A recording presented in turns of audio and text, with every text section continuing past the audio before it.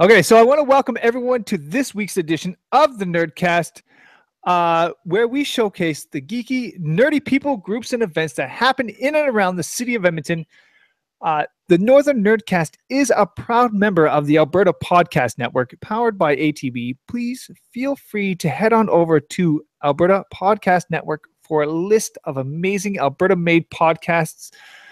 We would also like to encourage everyone out there that if you enjoy this episode, to share it with all your friends on social media. This way, we are able to help grow the community here in Edmonton and keep everybody up to date on the latest news and information regarding the geeky, nerdy people, groups, and events that happen in and around the city. Also, if you or someone you know would like to be featured on our show, please feel free to contact us over at northernnerdnetwork.com. Now, let's get on with the show.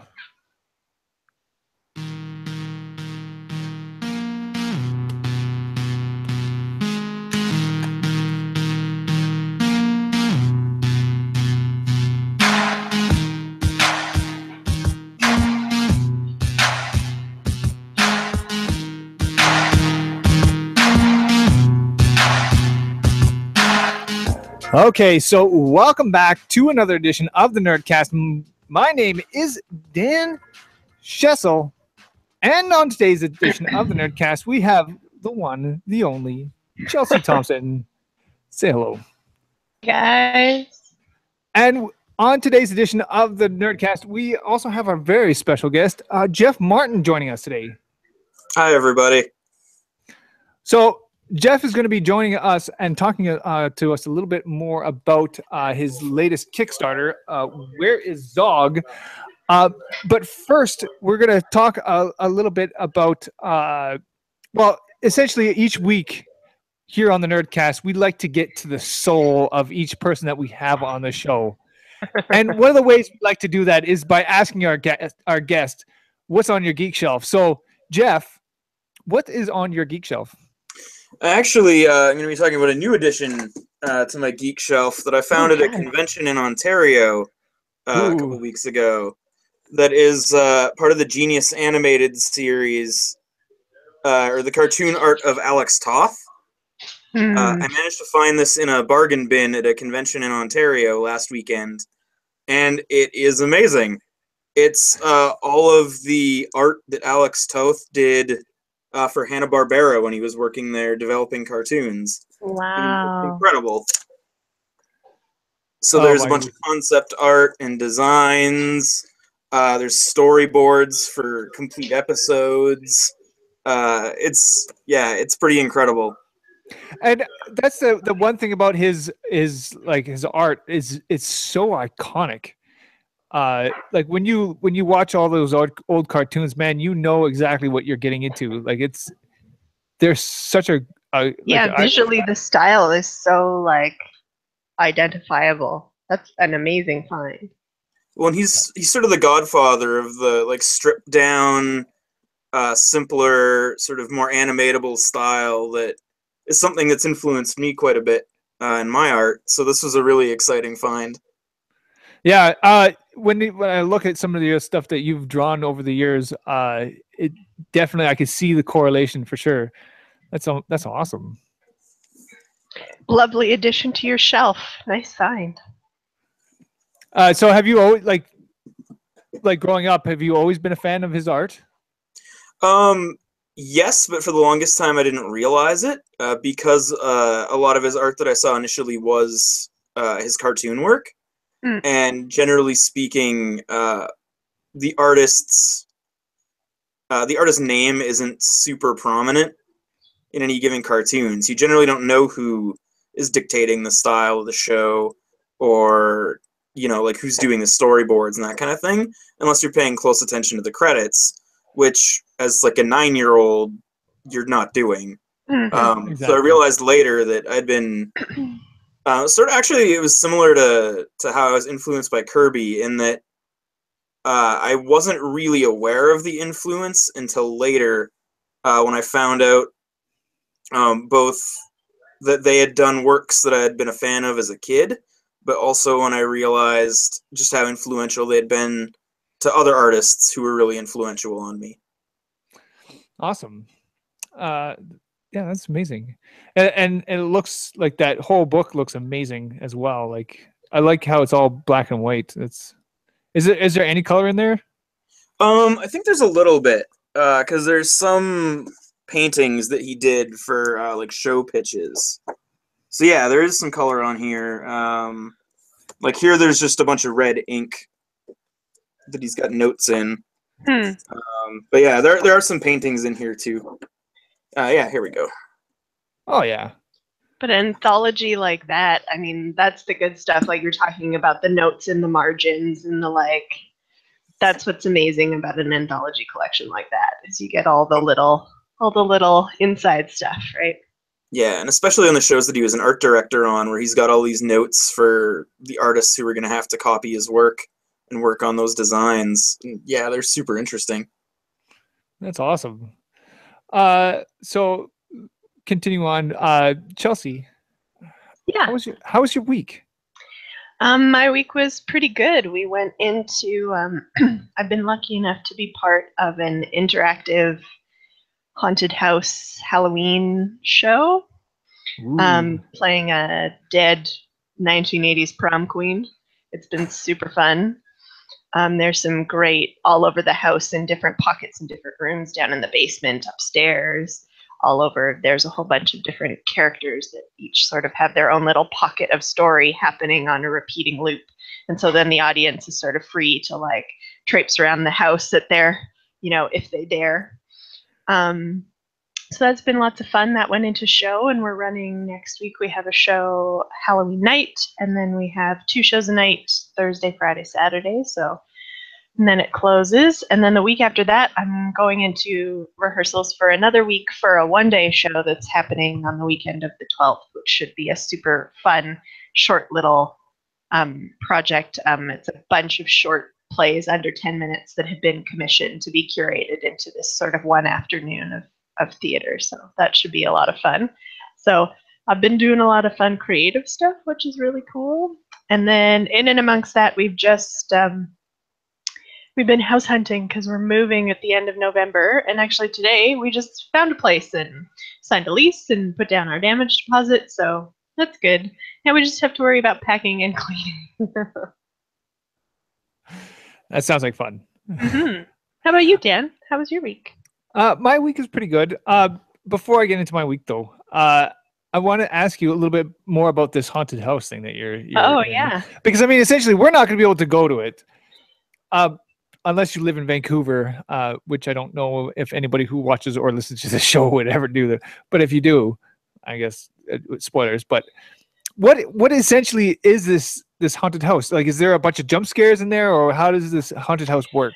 It's more of a like tension creep factor. I mean, we're really conscientious about respecting people's personal space. So there's kind of like an intro before they enter the house, and like they're given the option, if you don't want to be touched, if you want to be more of an observer, here, take this special badge, and then our performers know that they won't touch you. But if you're not wearing the badge, then you're kind of fair game. The characters can kind of come up to you and touch you and do stuff. So yeah, the haunted house is presented by Nebula Theater Company, and the whole show is called Dark Matter.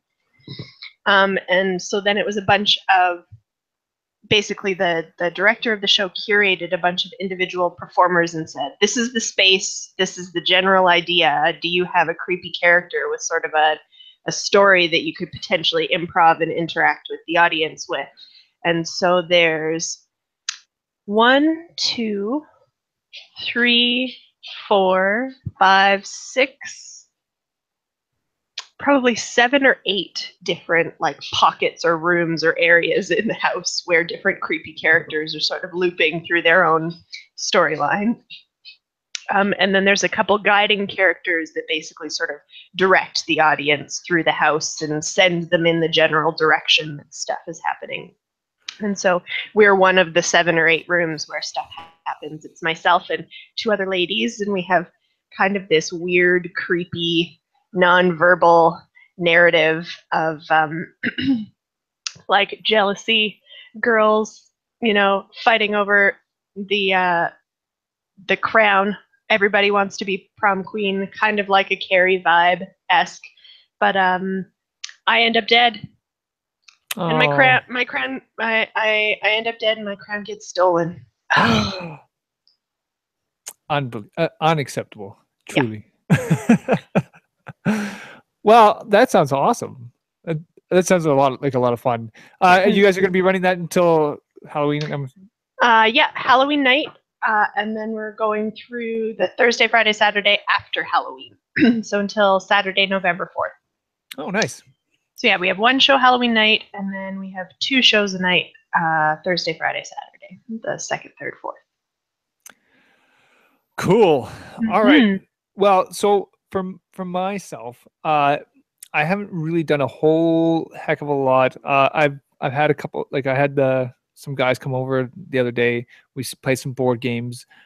Nothing too exciting. We played 7 Tribes and another one. But nothing really too exciting.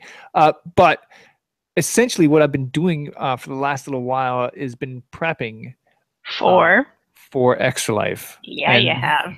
That is happening this weekend. I want to say a special thank you for everybody out there so far who has been able to donate to the Extra Life campaign. Your donations are super excited. Like I'm so thankful for people who have donated so far. We are looking for some more donations still.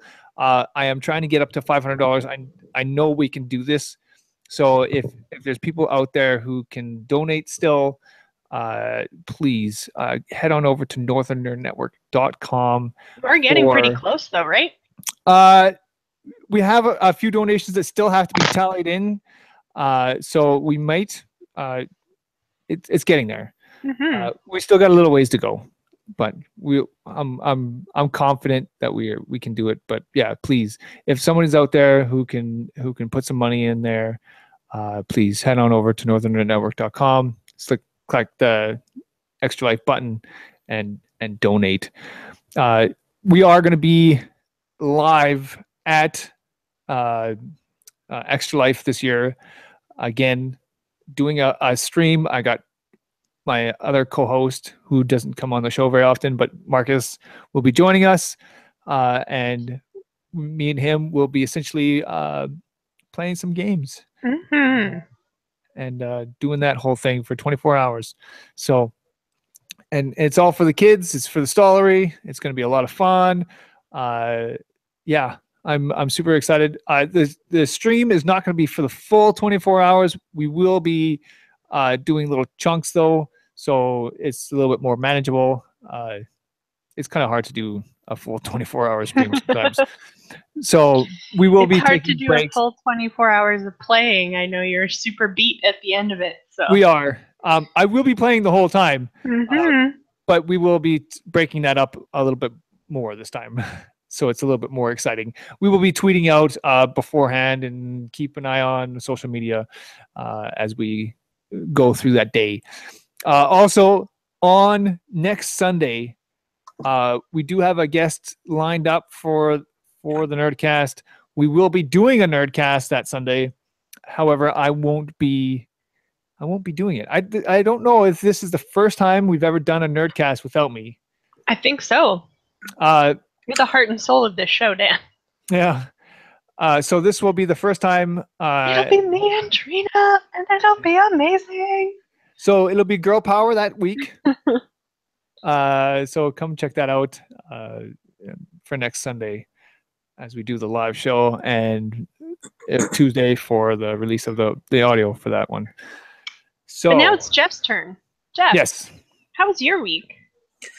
It was pretty good. I actually just came from playing board games. Nice. What were you playing? I think it's pronounced Sia. It's XIA Legends of the Drift. A buddy of mine got that for his birthday, so we busted that out and gave it a shot. That was pretty cool. Otherwise, it's mostly been hyping the Kickstarter and drawing. I'm doing another book with Renegade Arts Entertainment, a sequel to the book I did about the War of 1812.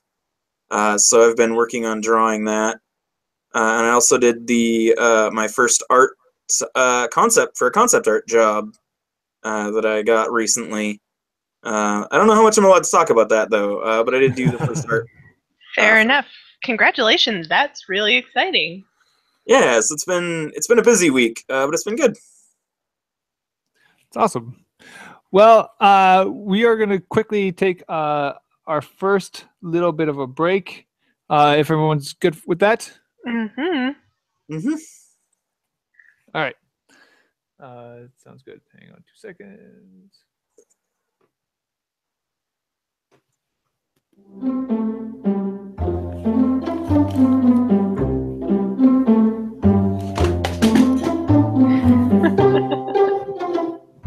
You all set?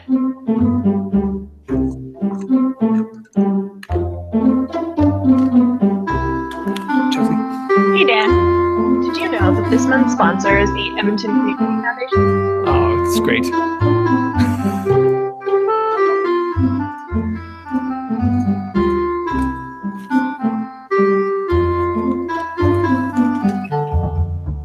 Sorry, technical difficulties. There we go. Okay, can you do that again? Yeah, of course. Did you know that this month's sponsor is the Edmonton Community Foundation? I did, but sadly, I really don't know a ton about them. Well, the ECF, or the Edmonton Community Foundation, essentially acts as a bridge between donors and charities to help create a strong, vibrant community within the Edmonton area. The EDC also produces a podcast called the Well Endowed Podcast. The show's main focus is to help potential donors set up endowment funds to support good works in our community. That sounds incredible. Yeah, and their October podcast features George Takei. Really? Yeah. That's amazing. But I'm still a little bit confused, Chelsea. Where can I find out a little bit more about the ECF or the Well Endowed Podcast? You can visit their website at ecfoundation.org for more information on the foundation itself. Or if you want to check out the Well Endowed Podcast, check out thewellendowedpodcast.com. Thanks, Chelsea. I think I will. No problem. All right. Like I said earlier,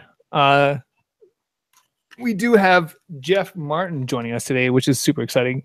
I know we've had Jeff. We talked to you it's got to be years ago. I think we did something with you during like a 24-hour Yeah, I think that was in 2014 that I did that, and yeah, we talked. I think you guys had just started up recently at that point, and yeah, we talked about probably the 24-hour comic marathon, presumably other things also that I don't remember. Yeah, it was like, I don't even remember either. It was one of the first videos that we've ever did for the Northern Nerd Network. And yeah, I don't think we've really talked much since then. I've seen you pretty much at every convention. I know you're there at Edmonton Expo. I see you around all the time. I see you at Happy Harbor kicking around. But essentially, you've been working on Where is Zog? Like, what is this? Where is Zog? Tell us all about it. So yeah, it's a comic that I did for Heavy Metal, the magazine, and a lot of people know it from the film that came out in the early '80s. But yeah, so for their website, they run webcomics, and I did Where is Zog for them. And now I want to bring it to print, so I'm kickstarting the printing for it, because most of the books I've done are sort of 6x9, roughly black and white, which happens to be a really cheap format printing in. This one is a little different. I actually got the proof from the printer recently. So it's a horizontal sort of strip format. That looks and amazing. it's in full color. So it's a lot more expensive. So I figured now is as good a time as any to give it a shot on Kickstarter and see how that would go for me. Because it's something I've thought about for a while, but haven't really had a project that made me want to test the waters. Generally, if I can just pay for something, that just seems like a lot less hassle to just Go pay and for do it, get it done, get it out, and start selling it. But yeah, I'd done a Where's Zog mini comic, which was the first 20 pages of this book.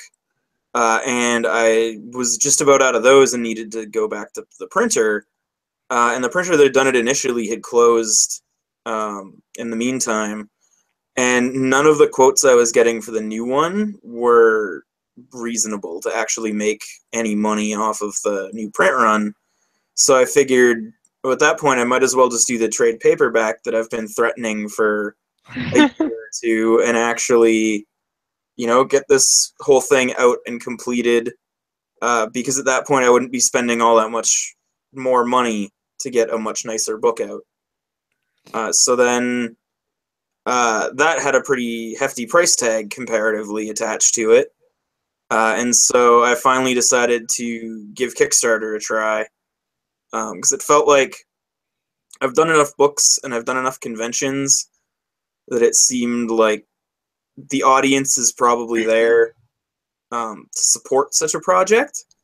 And it's just a case of figuring out how to get my sort of real life meat space audience to translate to the web.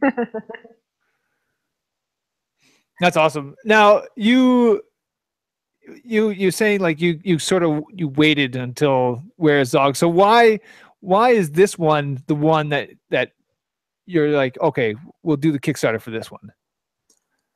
Part of it is because of just the expense. It's more expensive than doing a new Hockey Apocalypse book is, you have to lay out money out front, but I know those things also sell like crazy, so I'm going to make back whatever I put into it. Usually the first show that I do after a new one comes out usually pays for the print run. WrestleMon, I tried with a print-on-demand printer to see, because I wasn't as confident in whether there would be an audience for that, and it really overperformed my expectations. But I couldn't do a similar thing with Zog because it's a horizontal book. So POD printers generally can't do the horizontal book, and and so they can't usually do horizontal books. So I knew I was going to have to do a heavier print run to be able to actually get a decent price. So yeah, Kickstarter seemed like the best way to both test the audience for Zog and get it financed sort of all at once. So you've talked a little bit about this difference in formatting that was sort of like the big impetus that you were like, well, it kind of has to be done this way based on formatting of other stuff that you've done in the past. Where was it kind of an organic sort of swap in formatting that happened as you were writing and doing the artwork for it? Just the panels lent themselves to be printed in a horizontal book, or was it just like, I want to try something different with this particular one that I'm making now? Like, where did that swap come in? Well, Zog was horizontal from the beginning because it was originally conceived for a music magazine out in Vancouver. They asked me to pitch them a comic that was music related, and I came up with Where Is Zog? I've told this story a bunch of times now. I was driving home from the airport, and I had a Gwar CD called Lust in Space in my car. And so as I'm trying to come up with something to pitch for this magazine, the song Where Is Zog comes on. And it begins with a really heavy drum line and the singer Odorous yelling Where Is Zog repeatedly. And I started taking that not as a rhetorical question and started thinking about how do I answer that? Where is Zog? And from there, I developed sort of the central concept of these aliens who've crash landed on an uncharted planet and are trying to find Zog and a way off of the planet. And everything else sort of came into place from there. And then the magazine didn't end up going anywhere. So now I had this comic that was formatted to take up about half of a magazine page and nothing to do with it. And then I saw that Heavy Metal had submissions to do stuff on the website. And so again, because the format was horizontal, it wouldn't really work in the magazine particularly well. But horizontal stuff looks great online and mobile. So from there, I pitched it to them, and that was probably the easiest pitching experience I've ever had. I sent an email at about 7 a.m. At 9 a.m., I heard back from the managing editor there, Dan Berger, and his response was like, yeah, I like the art. It looks cool. I'll pass it up the chain of command and see what they say, and I'll get back to you next week. And usually when you hear things from comic editors, when they give you a time frame, it's always the most general ballpark number. So if they say, oh, I'll get back to you in 2 weeks, that means a minimum of 2 weeks before you hear from them, but probably more. So I expected, okay, I'll hear back from Heavy Metal in like a month or so. But then exactly a week later, I've got another email from Dan saying, yeah, higher ups liked it too. Let's do it. And then from there, we went back and forth a little bit, figuring out the logistics of how it was going to work and how often it would post, and going over the guidelines. They have different guidelines for what they allow on the website versus what goes in the magazine. So we sort of figured out where the limits were. And then, then I was sent off to go get the art done. Nice. That's awesome. So when you're drawing Zog and like this comic, where did you pull most of your inspiration from? So a lot of the early inspiration was from Gwar, who are a band that I've been a big fan of for many years. And their music is very narratively driven. For those not familiar, they dress like space monsters on stage. And there's essentially a narrative arc to their entire discography about these sort of space mercenaries who get trapped on Earth and are trying to escape. And sort of that overarching story kind of suited my ends for Where is Zog, but also I started pulling sort of really specific references to particular songs. So there's a 2-page segment early in the comic that's based on a song called A Fistful of Teeth, which is sort of evidenced by the last panel of the sequence. But yeah, so a lot of the early development of the comic was sort of directly taking influence of here's something that I think about or feel while I'm listening to their music, and then translating that into something that would work for the comic. And then as I worked more and more on it, I started adding like a lot of the aesthetics don't really look that much like Gwar aesthetics. They're more sort of 70s sci-fi, like Mobius-inspired visuals.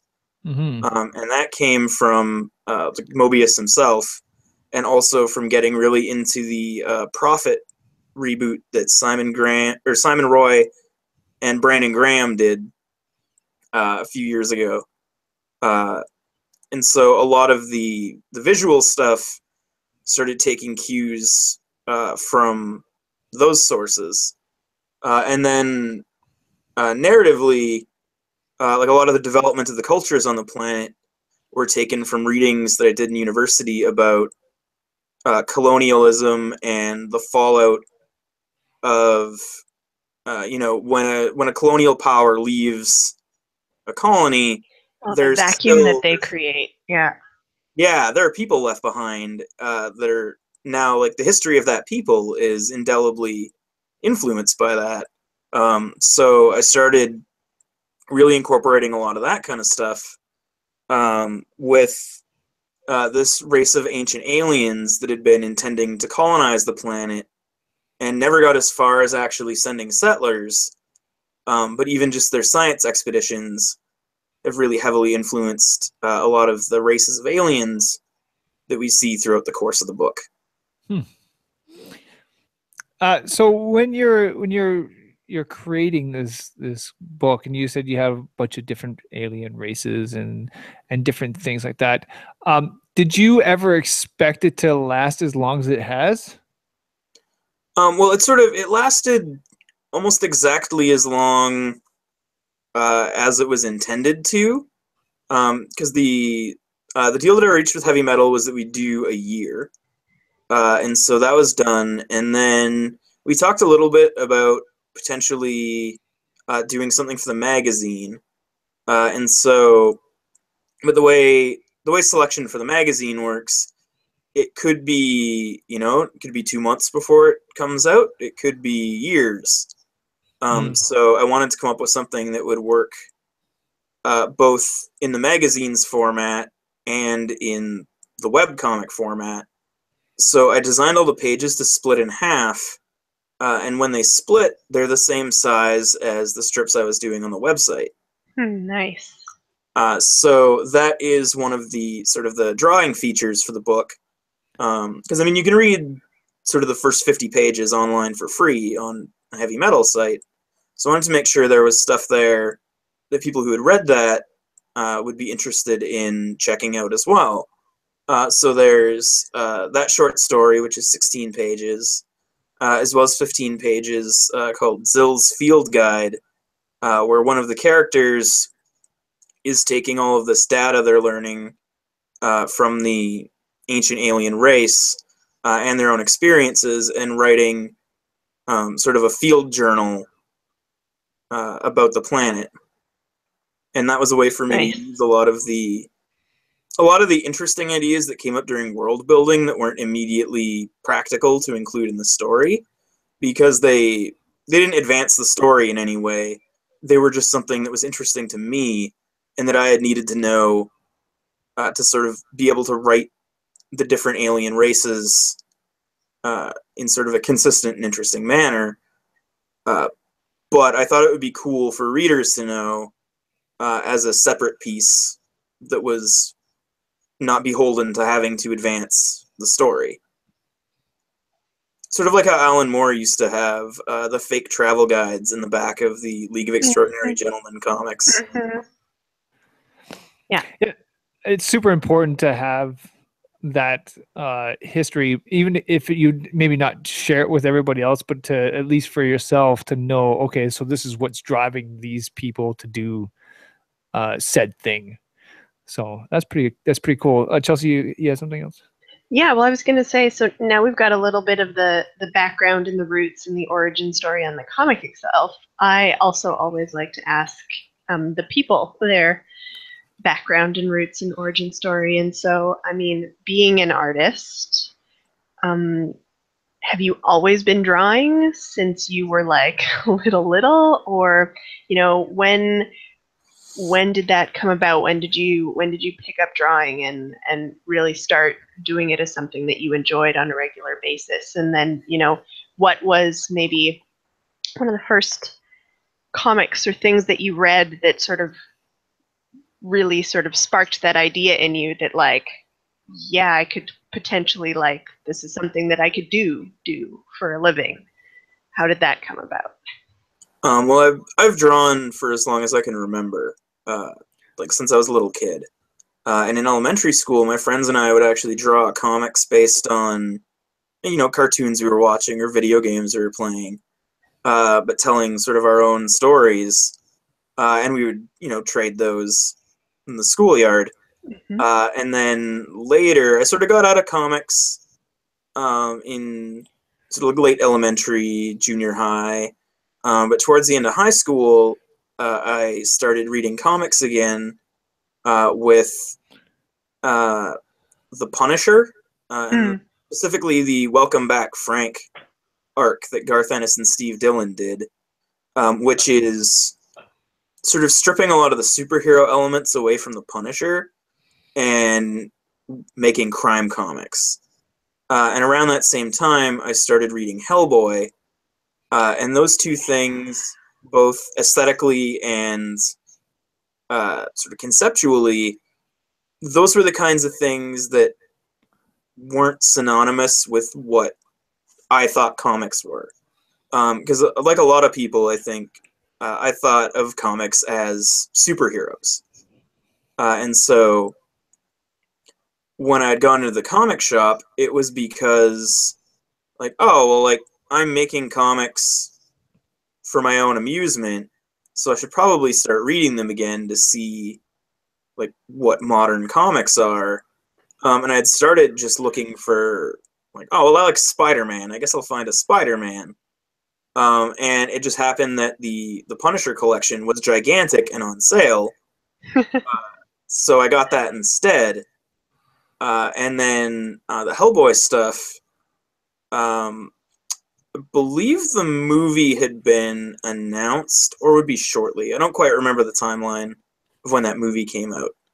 But I started reading Hellboy in about 2003, and it was just so different from anything that I thought comics were. Because when I was a kid, all the comics I read were either, I'd be reading 1/6 of a superhero story arc that didn't make any sense by itself, or licensed comics based on video games and cartoons. So seeing this, brand new, like, to me, this brand new character that sort of existed only within comics, and, he wasn't based on anything. And then the art being so incredible, that was a big wake-up call for what comics could be, and made me want to not go into comics to draw superheroes, but to, like, really utilize the medium and make things, that maybe couldn't exist anywhere else. To tell new good stories. Yeah, exactly. So a lot of what I do in my comics is try and take advantage of the unlimited budget as far as special effects and designs and stuff go, and do sort of really, I try and do ambitious things in terms of setting and designs that might not be able to be replicated live action, or just in, like, the premise of Hockeypocalypse is something that works perfectly as a comic, because it would be a nightmare to do in any sort of moving medium. Mm-hmm.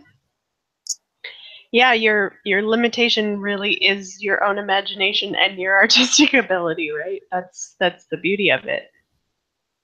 Yeah, and so, like, but then by the end of high school, I wasn't really very good. I'd essentially, because I didn't have any drawing training, I just had an interest in doing it, and I had been, making my own comics, but most of them were kind of awful.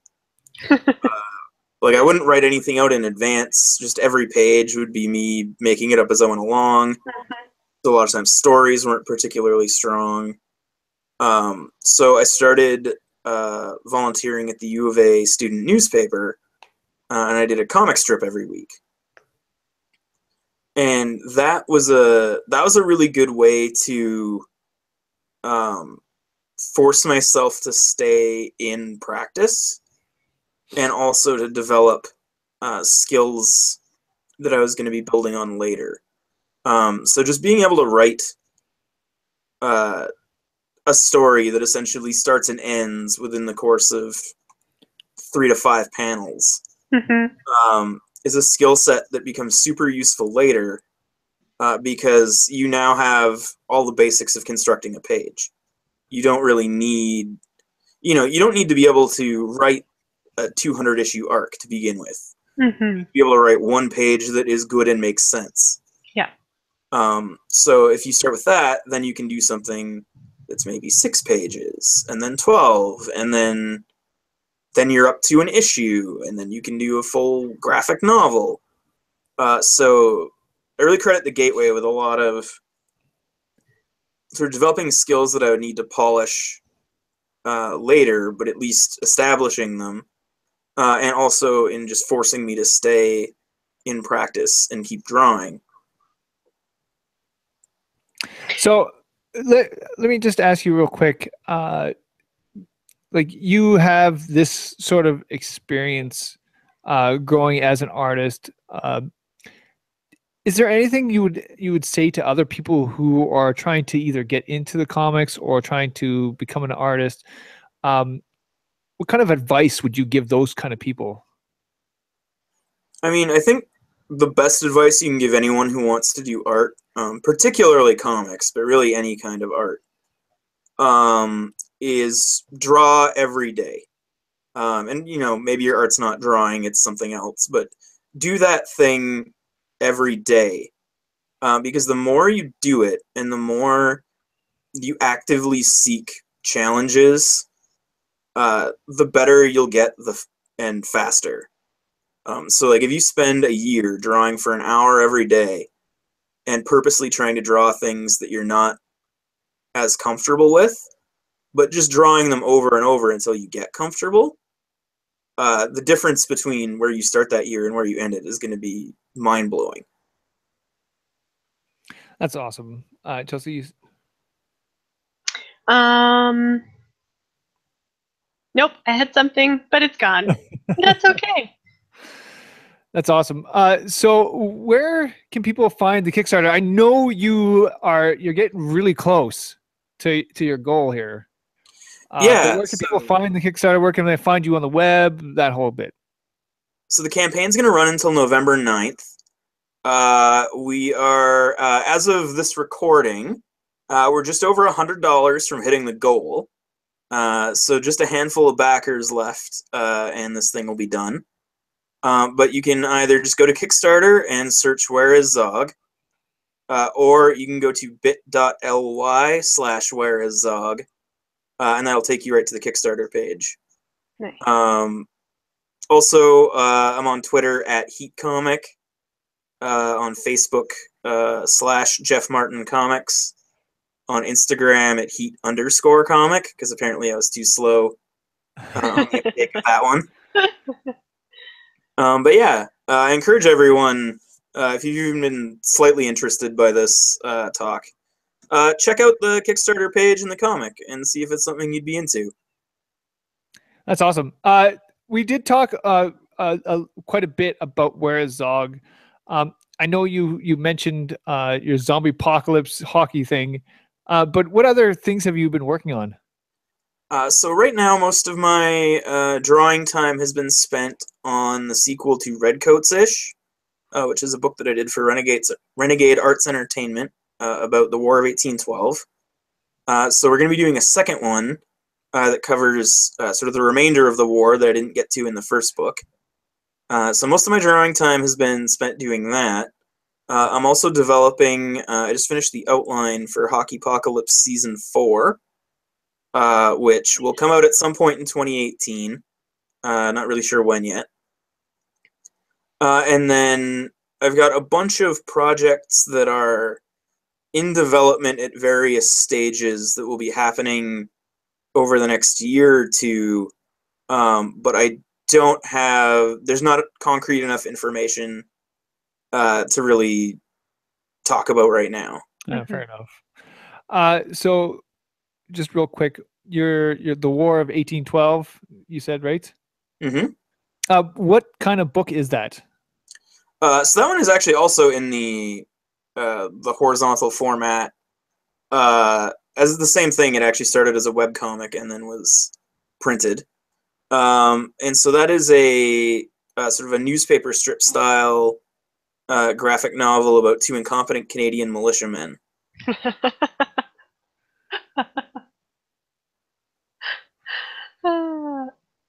Man, I just sign me up. Based on that description alone, I'm totally in. That's Yeah, awesome. I guess it appeals to me because my day job and a lot of my background is in education and working with kids, and I just see that comedic bent on a huge part of our history as an immediate teaching tool. Yeah, there's actually I used to be a teacher. Nice. So I wrote a teacher's guide to go along with it. Oh, yes. And I'll probably be writing another teacher's guide to go along with the second one. But at this point, I'm focused on getting the book done first, and then I'll do the grunt work of the teacher's guide afterwards. So, Awesome. how historically accurate is this book? Very. So there's a heavy focus on making sure that it was both historically authentic and was as accurate as possible while still allowing the narrative to sort of function. So a lot of the primary characters are not based on real people, but the events that happen in the book are things that did happen. It just might have happened a little differently. One of the things that made the book tough is that it happened so long ago that, for example, photography didn't exist yet. So a lot of the stuff we're getting is just people's accounts and paintings. So particularly a lot of the small details of sort of what characters are doing and the effects of those things, it's really tough to say with certainty how historically accurate it is, just that it is accurate at least to sources. To the accounts that were either there or people passed down stories or whatever, right? Yeah, exactly. So for example, when in the second book, there's a section about Laura Secord, but there's no real concrete information about what specifically happened, who all was involved, and sort of how she got the information she got. There's a bunch of conflicting stories. So in that case, it was finding a story to tell that didn't sort of endorse or negate any of those stories, but that got across the main point that she did go on this journey and she did pass on information to the British Army that allowed them to win the battle at Beaver Dams. You're just trying to fill in those gaps of, well, we know this is the end goal, but we don't really know how she did this, so why not just kind of make it up as we go, right? Yeah, so essentially all of the major plot points, and really the bulk of the plot points in general, are all things that happened and there's evidence of them happening, and we're just inserting these fictional characters to serve as the glue between these different events. Very cool. That's awesome. All right, so are we ready to take one more break here? Hopefully I don't topple my whole system again and reset I believe everything. we are. Mm-hmm. All right.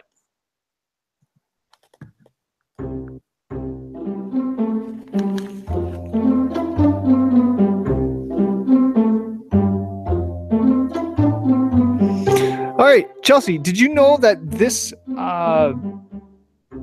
that ATB is a proud sponsor of the many events that we like to attend, such as the Edmonton Expo, the Fringe Festival, Animathon, so much more?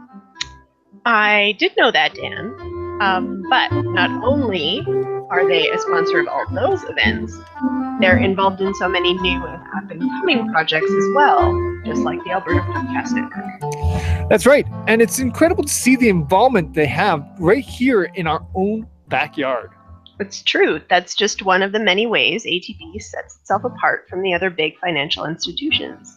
You can see your money in action supporting amazing projects happening right here in Alberta. Exactly. And it's all part of this amazing initiative called ATB Listens. That's right. And if our wonderful listeners and viewers want to find out more info about how ATB listens and all the great projects they support in Alberta, they can go to atb.com/listens to find out more. Thanks, Chelsea.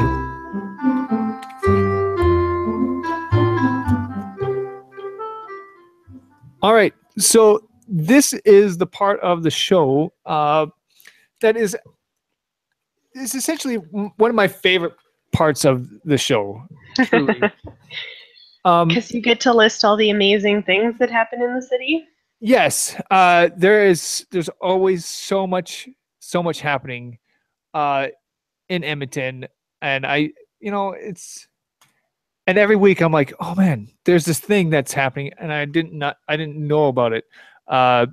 So it's great to be able to just share as much as I possibly can with some of the people out there who are maybe listening to this podcast, who are unaware, or just to talk a little bit about some of the amazing things that are happening in the next little while. Mm-hmm.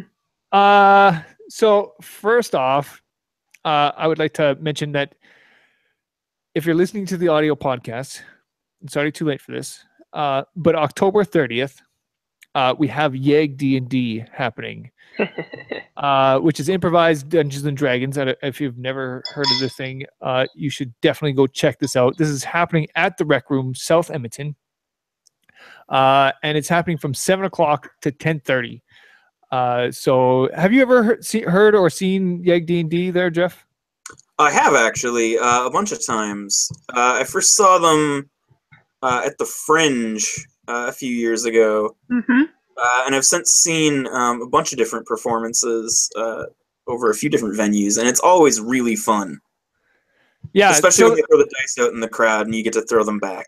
Yeah, they got the big blow-up dice there. I mean, it's pretty fantastic, right? And it's one of those things where it's all just on the spot. You never know what's going to happen. It's always crazy.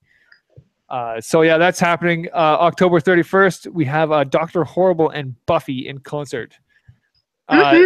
This is happening at the Evolution Wonder Lounge, and it's it's Dr. Horrible and Buffy the musical in concert. If I can throw out a little shameless plug, sure. I know a person who's in the cast, so this is my shout out to you, Chance Heck. I have loved all of your Facebook and video posts leading up to it. I know you're super excited to perform it. So, yeah, it's going to be an awesome show. If you love Buffy and you love Dr. Horrible and you love musicals and you love live performances and people just being awesome all-around nerds, you should totally go and check this out. Yeah, and I think this is going to be running more than just the 31st. I believe it's going to be it's to November 4th. So it's 31st to November 4th. So if you like either one of those things, which both of them are amazing, definitely go check this one out. And as Chelsea has proclaimed, she knows someone in there, and if you know that, then it's got to be good, right? Mm-hmm. November 2nd, we have D&D 101 happening at Mission Fun and Games. So if you are curious about learning how to play Dungeons and Dragons, or you're like, I don't know how this whole thing works, I'm a little bit put off by it because it seems too big, it's grandiose, like there's so much happening. If you watch Stranger Things and like, man, these kids are onto something and you want to check it out for yourself. Yeah, So Stranger Things is out right now. I know. So I haven't watched any of the episodes. I have them downloaded to my phone right now. So at work, I am just going to try to plow through as much as I possibly can because I'm super excited to watch this. So D&D 101. We talked about YEG D&D. Now it's D&D 101. So get on the RPG train here, folks. I know there's some amazing RPG players out there who listen to this show. It's one of those things that if you've never tried it or you've never been a part of it, it's hard to explain, but it is so much fun. It really is. It's at least one of those things that you should just go out and try once. And I know it's so hard for a lot of people because it's a social thing. And it is a bit of a time commitment. Like it you're is. Gonna spend a good evening, doing a chunk of a storyline. Yeah, and it's one of those things where it's tough to get some people together sometimes. So if you want to just at least try it, this is a good way to do that. And then heading into this weekend, this coming up weekend, we have, of course, the Extra Life. Edmonton's largest 24-hour gaming marathon. And we're going to be up in the Epcot Tower this year. It's going to be mayhem. It's going to be crazy. There's all sorts of things happening. We are going to be there.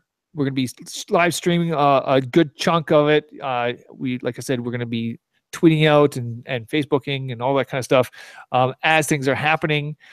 And so please come join us. Please donate to the Stollery, donate to the Extra Life campaign. Head on over to northernnetwork.com, check out some of the events that are happening, and then go donate to this amazing cause. Moving along, November 12th, we have the Edmonton CollectorCon. Have you ever gone to the Edmonton CollectorCon there, Jeff? I haven't. It's more focused on sort of like toy collecting and stuff. So I've never done it as an artist. I don't think they have artists there at the CollectorCon. Sometimes they have a couple small booths. Artists will bring what they have, but it's sort of like maybe one or two people that have prints for sale, but that's about it. I think your mic is getting a little bit unplugged and plugged in. Loose? There. Yeah. Yes. That's the one thing about this one. It is very focused on collectors, toys, things that you can't really find anywhere else. So, I mean, it's one of those places where if you're looking for that Transformer that you've been missing in your collection, this is the place to go and check that out. It's always pretty good. And then moving into December, I figured I should probably mention this one because it's pretty awesome. Zelda Symphony is coming into Edmonton. This will be at the Jubilee Auditorium. It's going to be fantastic. I mean, if you love some of the music from Zelda, they got an 80-piece orchestra. The giant screen. They're going to have like Zelda playing in the background. Cutscenes from the video games. Yeah, like it's going to be. It's like the big full out Zelda Symphony. So, like definitely, if you're a fan of video games, if you're a fan of Zelda, this is one of those things you should just definitely check it out. Also, if you have an event or something that's coming up that you'd like to share with us, please send us a link, send us an email, go to northernnetwork.com. We have a contacts page. Please feel free to share there. We also want to mention that the Xbox One X is coming out here right away. And if you are going to be if you're pre-ordered your Xbox or you're going to go to the West Edmonton Mall to go and get it, I know they have one out there right now. It's been sitting outside the mall. I was at the mall today, and I'm like, look at that. It's super heavy.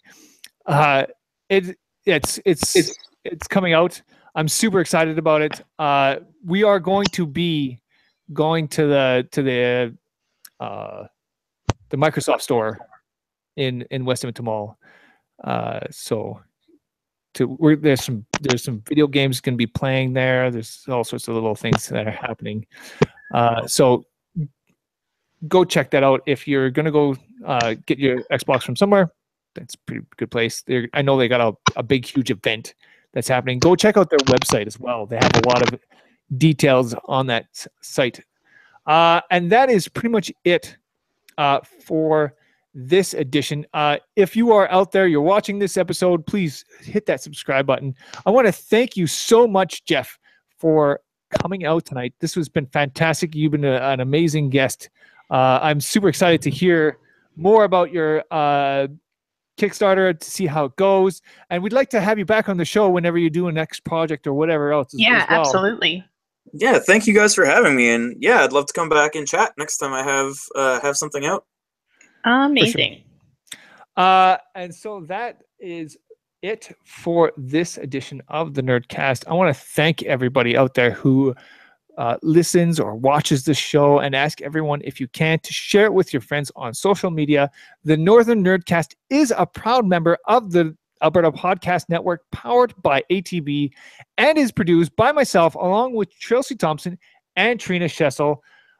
You can also find more information about the Nerdcast or the Northern Nerd Network by checking us out on our website, northernnerdnetwork.com, on Twitter at northern_nerd, on facebook.com/northernnerd, youtube.com/northern nerd network. And that is it. That is all. I want to thank everybody out there for watching and or listening to this edition of the Nerdcast. And I'll see you guys on the next one. Bye.